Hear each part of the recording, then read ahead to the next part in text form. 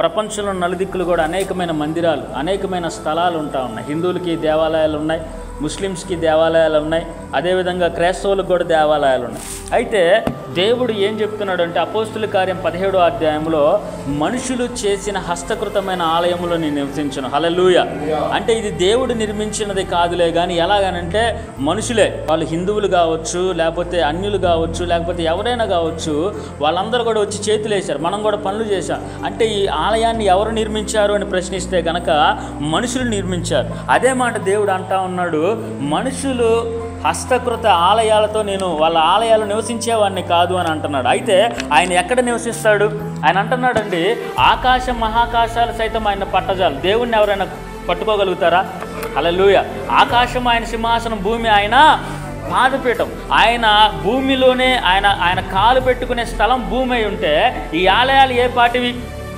ఆకాశం ఆయన కూర్చునే సింహాసనం అని వర్ణిస్తూ ఉన్నాడు. స్తోత్రం కలుగునుగా. హల్లెలూయా. అయితే ఆలయాల్లో దేవుడు నివసించడు కానీ మన హృదయం అనే ఆలయంలోకి ఆయన రావాలని ఇష్టపడుతున్నాడు. హల్లెలూయా. కొరింథీయులకు రాసిన మొదటి పత్రిక 3వ అధ్యాయం 16వ వచనంలో మన దేహమే దేవునికి ఆలయం అనే వాక్యం సెలవిస్తూ ఉంది. హల్లెలూయా. ఆలయాలు వేరు, ఈ గుళ్ళు వేరు, ఈ గుళ్ళు గోపురాలు, ఆలయాలు, మసీదులు ఇవన్నీ కూడా వేరు కానీ మనమే దేవునికి ఆలయముగా మార్చబడాలి. స్తోత్రము కలుగునుగాక. ఆలయానికి మించిన ఒక ప్రత్యేకమైన మాట ఉందండి.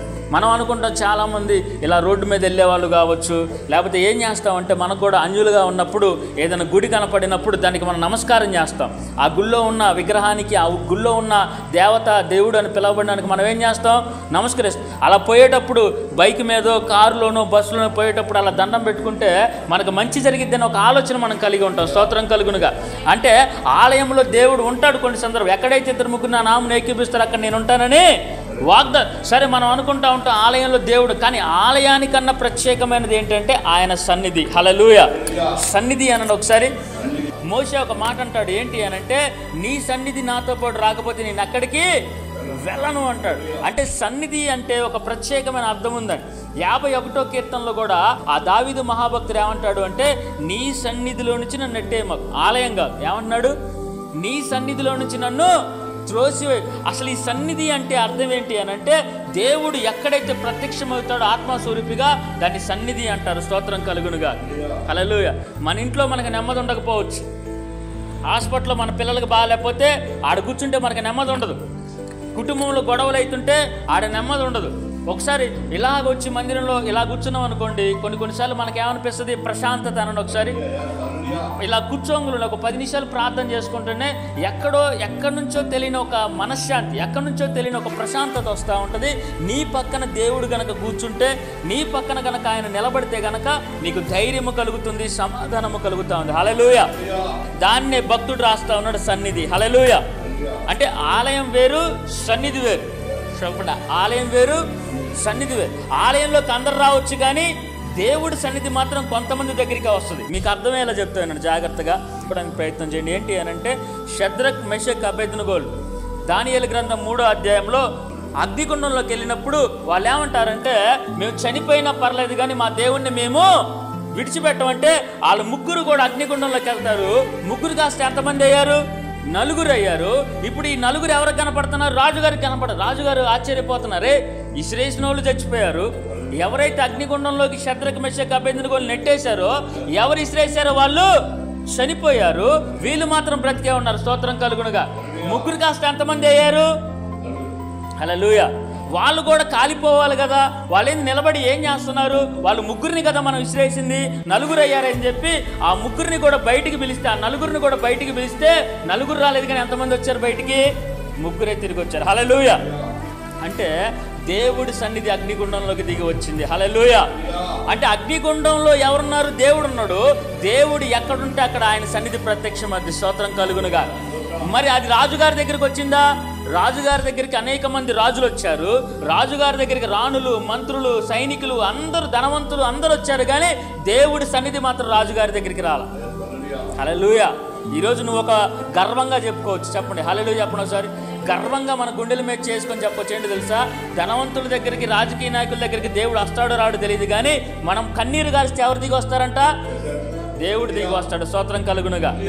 ఐగుప్తు సామ్రాజ్యానికి రాజు అయిన ఫరో కొడుకు చచ్చిపోతే కొడుకును చేతిలో పెట్టుకుని ఏంటయ్యా ఈ పరిస్థితి అన్నప్పుడు దేవుడు దిగి రాలేదు. కానీ అదే ఐగుప్తులో బానిసగా ఉన్న హాగరు అరణ్యములో ఏడుస్తా ఉంటే అక్కడికి దేవుడు దిగి వచ్చాడు. స్తోత్రం కలుగునుగా. రాజు దగ్గరికి దేవుడు రాలేదులే కానీ బానిసగా అంటుతో దగ్గరికి ఎవరు వచ్చారంట?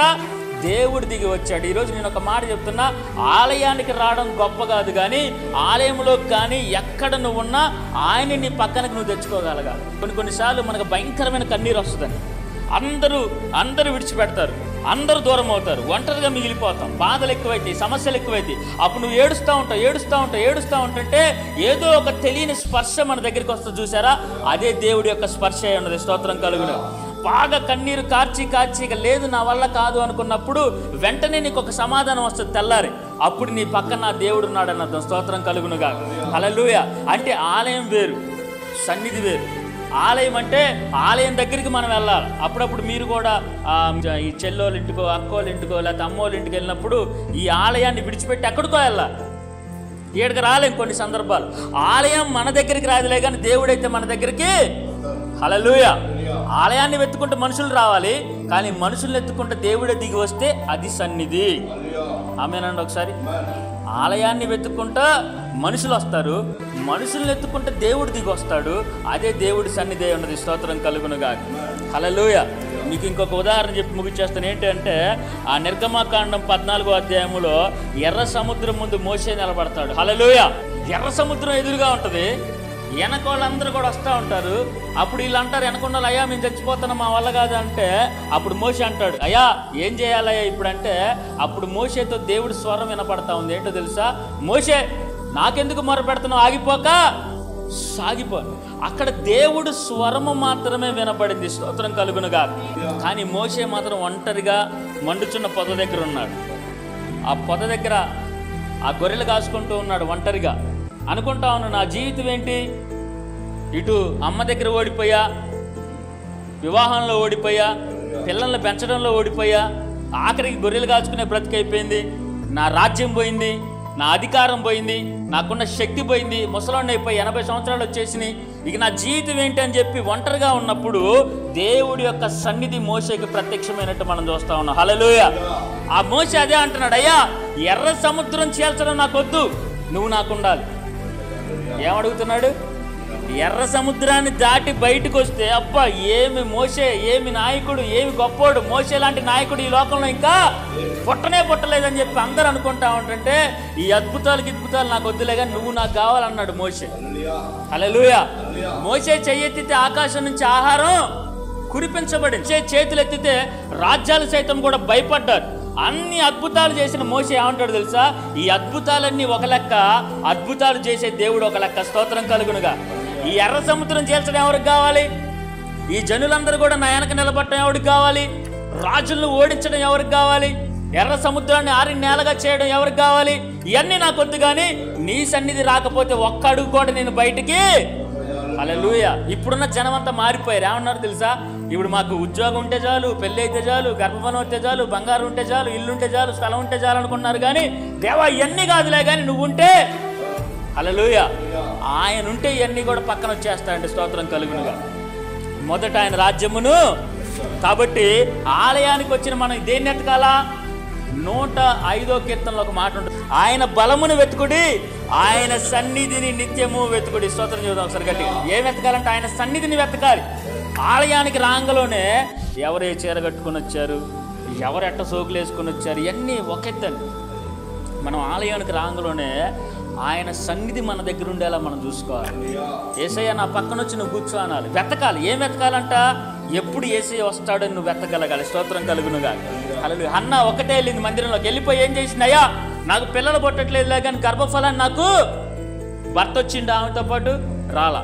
బంధువులు వచ్చారు ఆమెతో పాటు, అమ్మ కానీ ఎవరైనా వచ్చారా?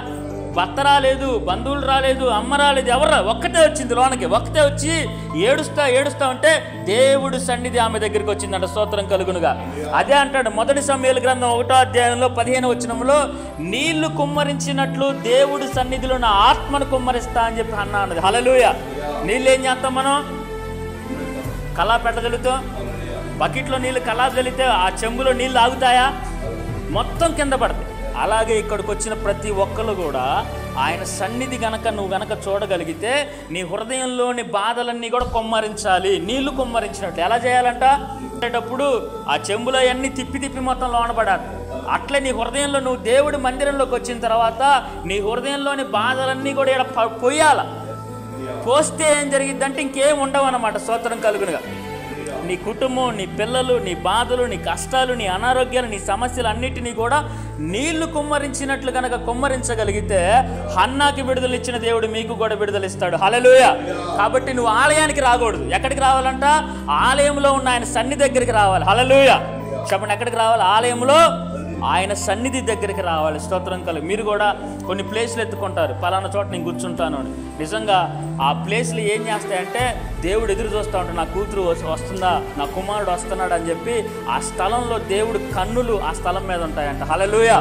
కాబట్టి ఆయన సన్నిధిని మీరు వెతకండి. ఇంటి దగ్గర కూడా ప్రార్థన చేసేటప్పుడు యేసయ్యా నన్ను కాపాడయ్యా, నా పిల్లల్ని కాపాడయ్యా, నాకు ఆరోగ్యం అయ్యా, మందిరాన్ని కాదు, ఇవన్నీ చేయడం కాదు.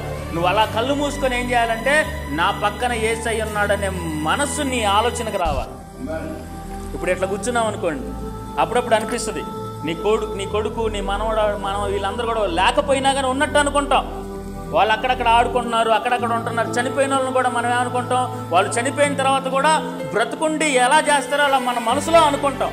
అలాగే దేవుడు కూడా నా పక్కన ఉన్నాడు. మోకరించినప్పుడు దేవుడు కూడా నేను ప్రార్థన చేస్తున్నప్పుడు ఎక్కడున్నాడు చెప్పాలి. అది సన్నిధి. చెప్పండి, ఏంటిదంట? అది సన్నిధి. ఆలయము కాదు, సన్నిధిని మనం తెచ్చుకోవాలా, సన్నిధిని మనం వెతకాలా. ఆ సన్నిధి వెతికినప్పుడు గొప్ప మహిమగల కార్యాలు దేవుడు మన జీవితంలో జరిగిస్తాడు. హల్లెలూయా. ఇటు మాటలు దేవుడు తన వినికిల్లో ఆశీర్వదించునుగాక. మోకరించిన ప్రార్థన చేసుకుందాం మనందరం కూడా. స్తోత్రము తండ్రి. హల్లెలూయా, హల్లెలూయా. అడుగుతారు ఒకసారి ఇప్పుడు కూడా, యేసయ్యా నువ్వు నా పక్కన ఉన్నావు అన్న తలం. అప్పుడే సైతాను గడి కాడి విరగొట్టబడతా ఉంటుంది. నీ పక్కన దేవుడు ఉంటే నీ మోకాల నొప్పులు, నీ బలహీనతలు, నీ నడువు నొప్పులు, మెడ నొప్పులు, అనారోగ్యాలు, బలహీనతలు, రోగాలు, వ్యాధులు, కష్టాలు, కన్నీరు అన్నీ పోతాయి. అగ్నిగుండంలోకి యేసు ప్రభు వచ్చినప్పుడే కాలకుండా మసివాసన అంటకుండా చేయగలుగుతారు. మసివాసన రాకుండా కాలకుండా ఉండాలి అంటే దేవుడు 4వ వ్యక్తిగా రావాలి. రాజులు పిలవాలి అంటే 4వ వ్యక్తిగా ఆయన రావాలి. ఈరోజు నీ పక్కకు ఆయన రావాలి. నీ పక్కన ఆయన లేకుండా ఎన్ని సంవత్సరాలు నువ్వు ప్రార్థన చేసినా వృధానే. నువ్వు మందిరానికి వస్తున్నావు కానీ నీ పక్కన ఆయన కూర్చోవాలా. నువ్వు ఇంటి దగ్గర ప్రార్థన చేస్తున్నప్పుడు ఆయన నీ పక్కన కూర్చోవాలా. నీ కన్నీరు నాట్యముగా ఉన్న నీళ్లు కొమ్మరించినట్లు నీ హృదయంలో ఏముంది? నీళ్లు కొమ్మరిస్తే చెంబులో ఏముండవు, బకెట్లో ఏముండవు. నీ హృదయంలో ఇంకా బాధలు ఉండడానికి పోయలేదు, ఇక్కడే కొమ్మరించిపోవాలా. అన్న కొమ్మరించి వెళ్ళిపోయేసరికి సంతానాన్ని దేవుడు దీవించాడు, సంతానాన్ని ఇచ్చాడు దేవుడు. నీ పిల్లలు దీవించబడాలంటే నువ్వు ఇక్కడ కుమ్మరించిపోవాలి. నీ బాధలు, నీ భారము యెహోవా మీద మోపము, ఆయనే ఆదుకొనును వాగ్దానము నెరవేర్చబడుతుంది. ఒకసారి అడుగుతా, యేసయ్యా నేను నిన్ను వెతకాలయ్యా. ఒకసారి కళ్ళు మూసుకొని, యేసయ్యా నువ్వు నా పక్కన ఉన్నావా? ఒకసారి అడగండి, యేసయ్యా నువ్వు నా పక్కన ఉన్నావా? యేసయ్యా నువ్వు నా పక్కన ఉన్నావా? ఆ ఫీల్ రావాలండి, ఆ యొక్క తలంపు నీకు రావాలి, ఆలోచన నీకు రావాలి. యేసయ్య తెల్లని వస్త్రాలు వేసుకొని నా పక్కన ఉన్నాడు. యేసయ్య గొర్రె పిల్లని ఎత్తుకొని నా పక్కన ఉన్నాడు. యేసయ్య నిలువు అంగి వేసుకొని నా పక్కన ఉన్నాడు. యేసయ్య సిలువ నా పక్కనుంది అనే తలంపు నీకు వస్తే నీ పిల్లలు ఇప్పుడే ఆశీర్వదించబడతారు. నీ కుటుంబం ఇప్పుడే ఆశీర్వదించబడుతుంది. ఇప్పుడే నీకు స్వస్థత శీఘ్రముగా కలుగుతూ ఉంటుంది. హల్లెలూయా. అడుగుదాం, యేసయ్యా నువ్వు నా పక్కన ఉన్నావనే తలంపు నాకు దయచేయి. నువ్వు నా పక్కన ఉన్నావనే తలంపు నాకు దయచేయి. నా బాధల్లో, కష్టాల్లో, ప్రయాణాల్లో, ప్రార్థనలో, స్థితిగతుల్లో, పరిస్థితుల్లో, ప్రయాణాల్లో, అన్ని విషయాలు నువ్వు నా పక్కన ఉన్నావని తలంపు నాకు దయచేయి. ఆలయానికి కొన్నిసార్లు మేము దూరం అవుతావు కానీ నీ సన్నిధి దూరం కాకూడదయ్యా. నీ సన్నిధికి నేను దూరం కాకూడదయ్యా. మోషే అన్ని అద్భుతాలు చేశాడయ్యా. మోషే అంటున్నాడు, ఎర్ర సముద్రం చేర్చడం గొప్పేం కాదు, నువ్వు నా పక్కన నిలబట్టమే నా గొప్పతనం. ఎన్ని అద్భుతాలు చేసినా నువ్వు నా పక్కన లేకపోతే నాకు ఏది వద్దని మోషే అన్నాడు. అడుగుదామా, యేసయ్య గుండెల మీద చేసుకుని, దేవా ఎన్ని కార్యాలు చేసినా కార్యాల కోసం కాదు కానీ కార్యాలు చేసే కార్యకార్యమైన నువ్వు నా పక్కన ఉండాలయ్యా. అద్భుతాల కోసం కాదు కానీ అద్భుతాలు చేసే నువ్వు నా పక్కన ఉండాలయ్యా. స్వస్థతల కోసం కాదు కానీ స్వస్థతలు చేసే పరమ వైద్యుడా నువ్వు నా పక్కన ఉండాలయ్యా. అయ్యా ఏదో పోషణ కోసం కాదు కానీ పోషకుడా నువ్వు నా పక్కన ఉండాలయ్యా. అయ్యా నువ్వుంటే మాకు చాలయ్యా, నువ్వుంటే మాకు చాలయ్యా. అయా కుటుంబాలను దీవించమని, అయా నీ సన్నిధిని వెతికే భాగ్యాన్ని మాకు దయచేయమని ఈరోజు సిద్ధపాటు కూడికిన ప్రభు నీ రెక్కల చాటును భద్రపరిచినందుకు నీకే స్తోత్రాలు తెలియజేస్తాం. వచ్చిన వారిని వస్తున్న వారిని ప్రభువా ఈ ప్రార్థన మన నజరేయుడైన యేసుక్రీస్తు నామములో అడిగి వేడుకుంటూ పొందిన నామ తండ్రి. మన తండ్రి అయిన దేవుడు ప్రేమ, ప్రభువైన యేసుక్రీస్తు కృప, పరిశుద్ధాత్మల కలిగిన సహవాసం, సహాయం, సమాధానం చేరవచ్చిన ప్రతి ఒక్కరికి నీ చేసిన ప్రార్థన చెప్పబడిన వాటిని ఏకీమించిన ప్రతి కుటుంబాన్ని సదాకాలంతో నడిపించి కాచి కాపాడును గాక.